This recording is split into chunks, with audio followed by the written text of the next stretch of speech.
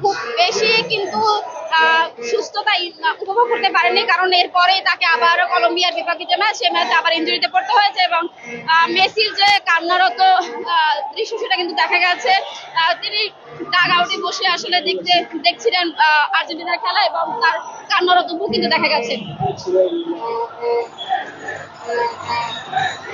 দর্শক, আপনাদের একটু জানিয়ে রাখি যে এই ম্যাচ জয়ের মাধ্যমে কিন্তু আর্জেন্টিনা ইতিহাস করলো এবং ইতিহাসের দ্বিতীয় দল হিসেবে তারা টানা তিনটি মেজর ট্রফি জিতে গেল। স্পেনের পর আর্জেন্টিনা হচ্ছে দ্বিতীয় দল যারা টানা তিনটি মেজর ট্রফি জয়লাভ করেছে। এর আগে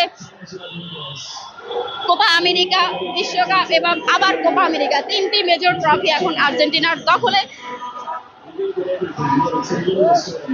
এর মাঝে যদি আমি আরেকটু বলি যে ফাইনালে সীমা সেটা অনেকে মেজর ট্রফি সেটা ধরতে নারাজ, সেখানে কিন্তু ইউরোপ সেরা এবং কোপা আমেরিকার সেরা এই দুই দলের কিন্তু মুখোমুখি লড়াই হবে এবং সেখানেও কিন্তু আর্জেন্টিনা জয়লাভ করে এবং আনহেল ডি মারিয়ার কথা বলছিলাম, যিনি এই ম্যাচের মাধ্যমে তার আন্তর্জাতিক ক্যারিয়ারকে ইতি ঘোষণা করছেন এবং তিনিও কিন্তু সেই ফাইনালের সীমা সেখানে গোল করেছেন, কোপা আমেরিকায় সেখানেও গোল পেয়েছেন। এবং যদি আমি আনহেল ডি মারিয়া এবং মেসি বাদ দিয়ে আরেকজনের কথা বলি, সে হচ্ছেন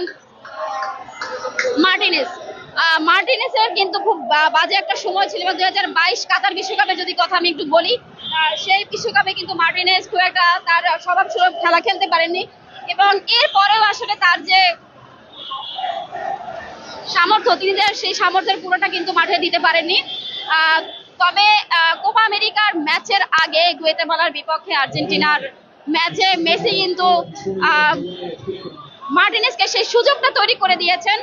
মেসি নিজে পেনাল্টি না নিয়ে মার্টিনেসকে দিয়েছেন এবং এই পেনাল্টির পরেই কিন্তু মার্টিনেস পরপর প্রতিটা ম্যাচে গোল পাচ্ছেন এবং তিনি যে তার সামর্থ্য এখনো ফুরিয়ে যায়নি বা আর্জেন্টিনার দলকে তার যে দেওয়ার মতো অনেক কিছু আছে সেটা কিন্তু বুঝিয়ে দিয়েছেন।